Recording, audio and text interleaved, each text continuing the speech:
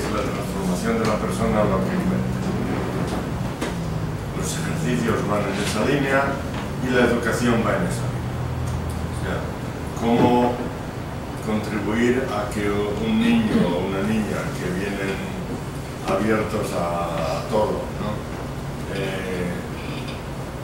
Se transformen en el proceso en una persona dedicada a los demás, una persona que sea capaz de ver el mundo, ver a los demás, no solamente ver el paisaje, sino ver gente y ver gente que sufre, personas compasivas, etc. O sea, todo lo que buscamos en la educación encaja perfectamente con la espiritualidad de San Ignacio.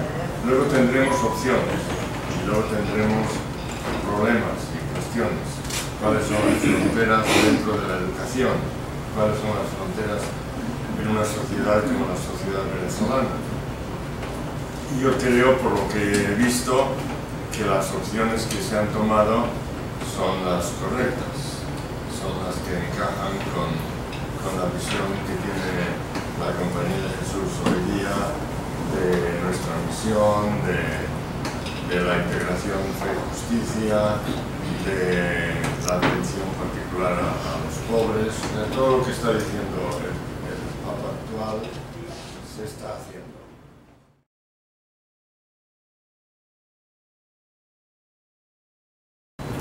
La mayoría ya son, ¿no? O sea, pero cuando tomen los puestos directivos de nuestras obras, de lo que hasta ahora hemos llamado nuestras, pero que no son nuestras, ¿no?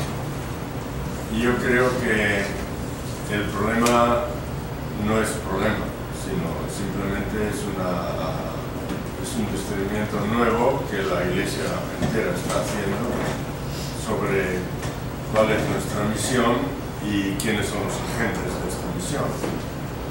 En la Iglesia es interesante que hace 2 años se empezó a oír una tonada nueva, ¿no? El Papa Benedicto ha usado ya 2 veces un término que salió en una especie de seminario que tuvimos los superiores generales con teólogos sobre el futuro de la vida religiosa. Y el término nuevo es: estamos todos comprometidos con la misión de Dios, Missio Dei, ¿no? Es el término que salió. Y yo creo que es un término fundamental, o sea, no es la misión de los jesuitas, la misión de los franciscanos, la misión de los carmelitas y tal, como si todos tuviéramos una misión especial. Todos estamos comprometidos con lo que Dios quiere hacer con el mundo, ¿no? Y por lo tanto necesitamos una nueva conciencia de cómo Dios trabaja, ¿no? Si el lema es en todo amar y servir, ¿amar qué? ¿No? O sea, ¿qué es lo que ha hecho Dios que requiere nuestro amor? En el fondo es eso, ¿no? Y luego este amor determina nuestro servicio. Pero yo estoy convencido, después de estar 48 años en Asia, que nos ha hecho daño a la Iglesia el formular todo religiosamente, y entre comillas. Todo lo que hemos querido formular como así lo ha determinado Dios, es Dios el que actúa, es el Dios el que hace todo, y hemos perdido contacto con la sabiduría. La sabiduría que es una forma de trabajar de Dios. O sea, Dios está trabajando en los chinos, con Confucio, Mencio, Lao Tzu y todos estos grandes sabios que han estado buscando cómo vivir humanamente en sociedad, ¿no? Y los indios, no digamos, ¿no? Buda, los místicos del Upanishad, etcétera, etcétera.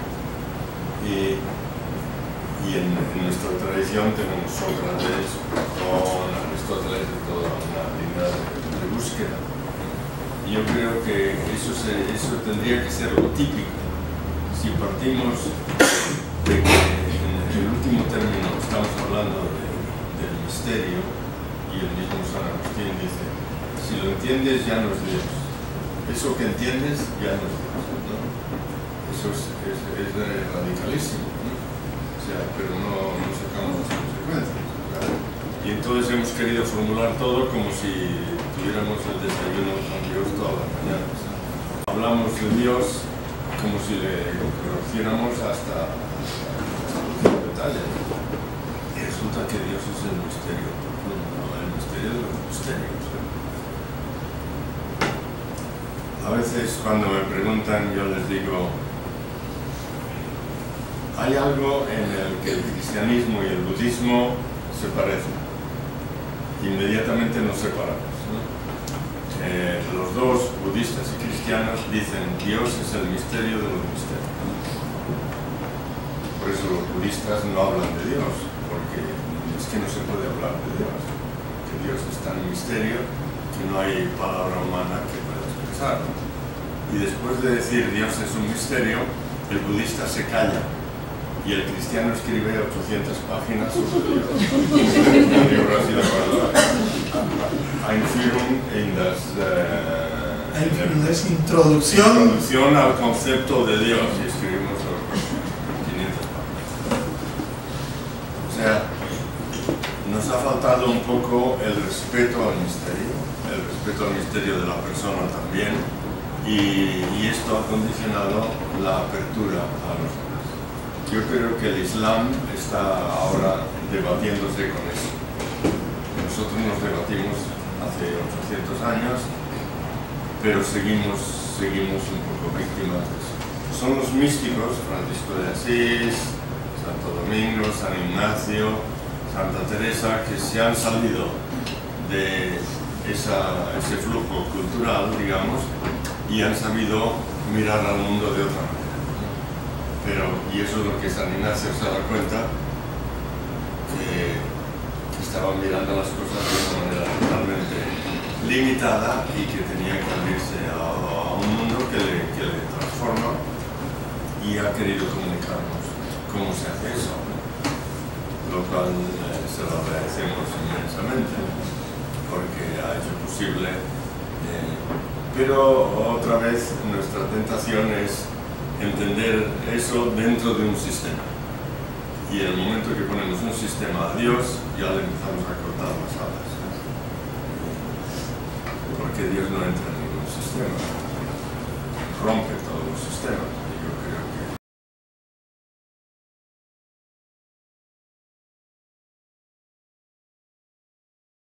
y queremos acompañarles pues, con un corazón compasivo, con un corazón que sea capaz de responder a los retos actuales, todo lo que nosotros o ustedes dicen sobre educación, y que ha dicho Kobermach, y que ha dicho el padre Ugalde y otros, ¿no? todo eso es una respuesta a decir cómo acompañar.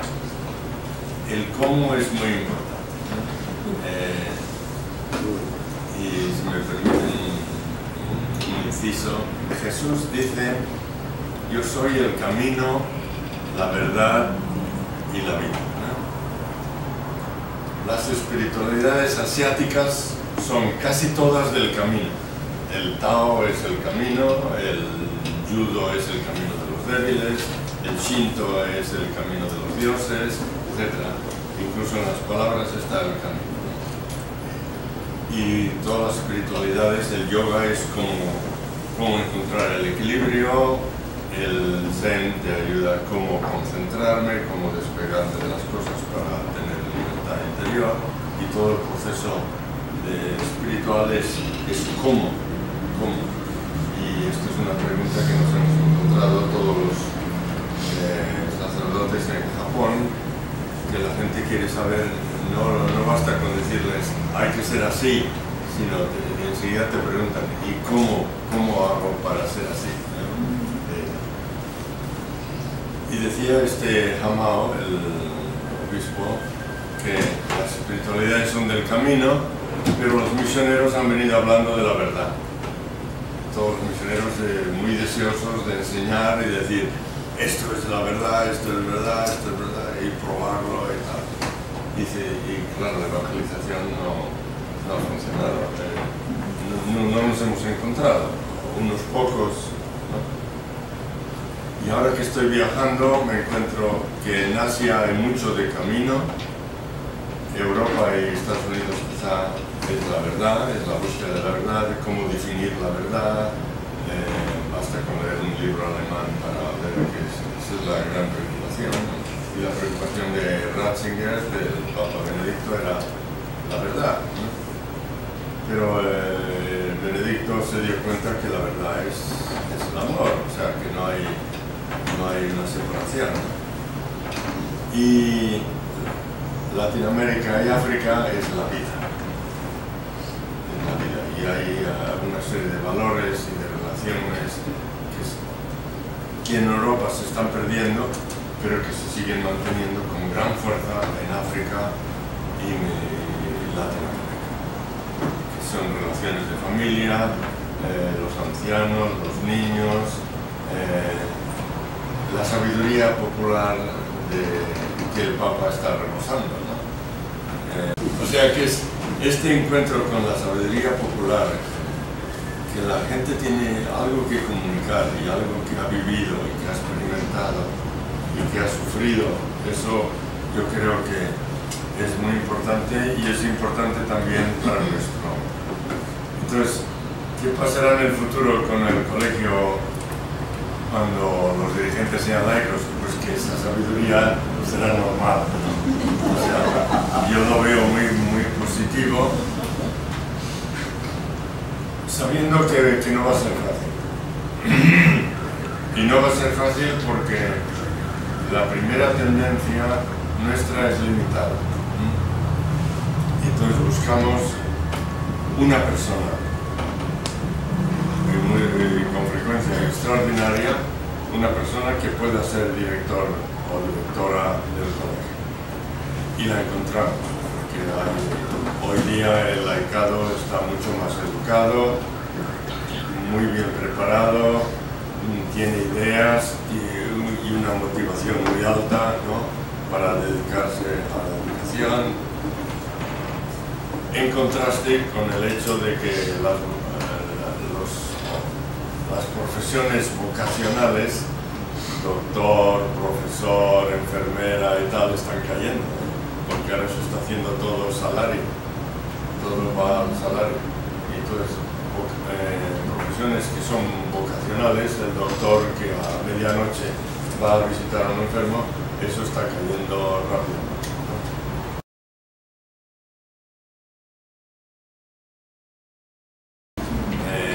Loyola esto se lo ha planteado muy bien y muy claramente.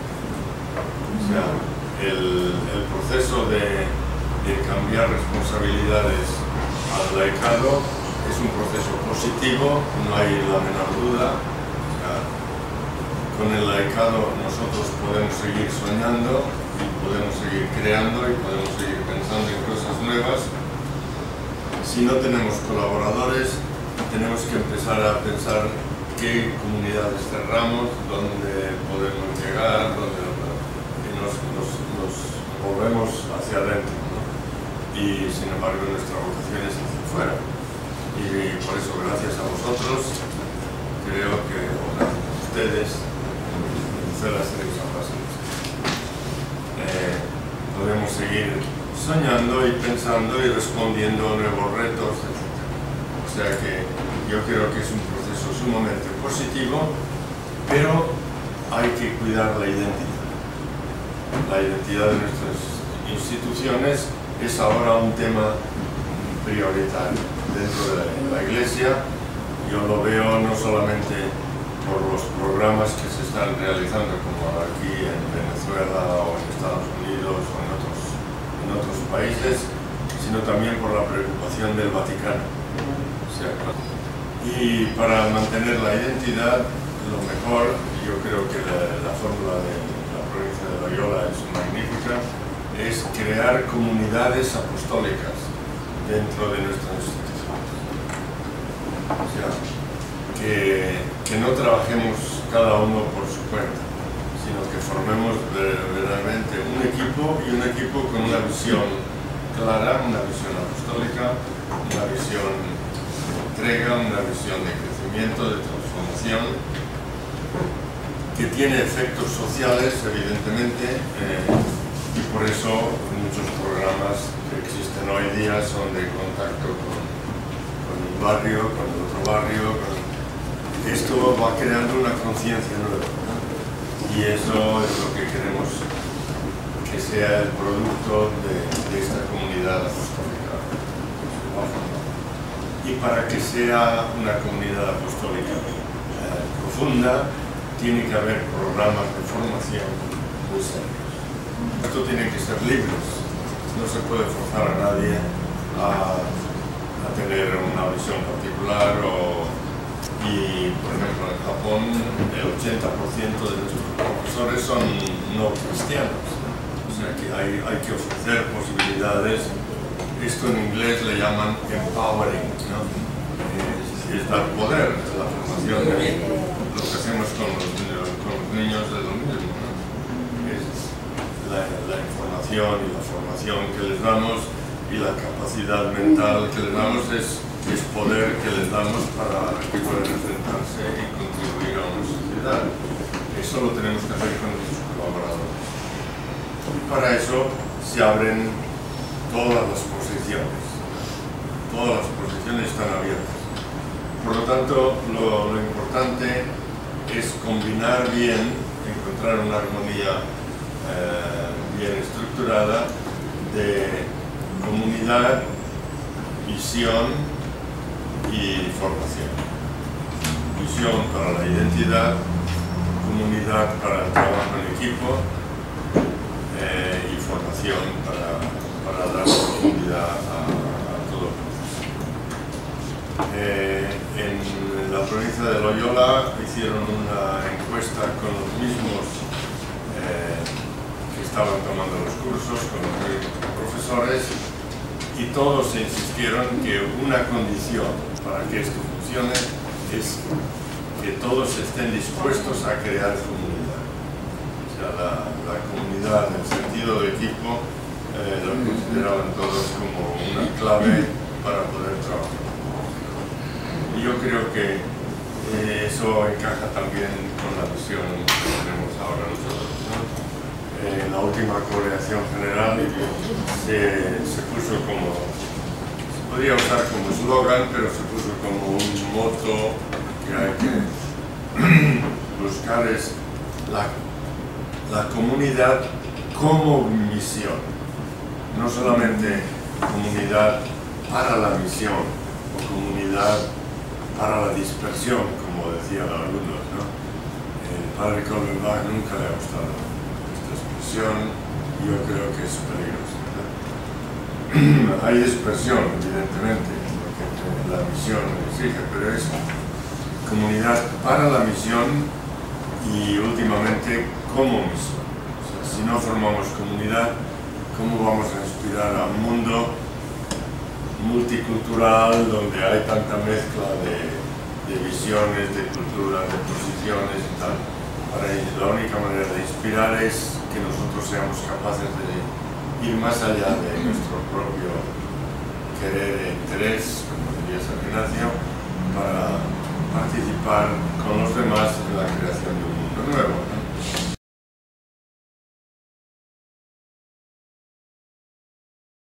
Lo que estáis pidiendo y lo que estáis ofreciendo, lo que están ofreciendo ustedes, ¿no?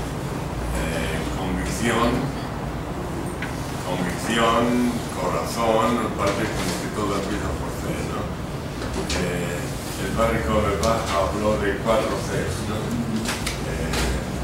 Conciencia y una conciencia nueva de lo que está pasando en el mundo, una inteligencia nueva, compromiso, etc. Yo diría captación de lo ignaciano en nuestra vida.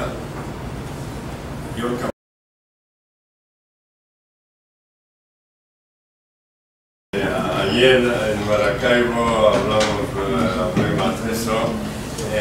Es un símbolo que un obispo, Enrique Figaredo, en Camboya, ha tomado como símbolo de toda la diócesis. Y creo que es un símbolo muy creativo. Toma la jirafa como símbolo de la diócesis porque la jirafa es el animal que tiene el corazón más grande.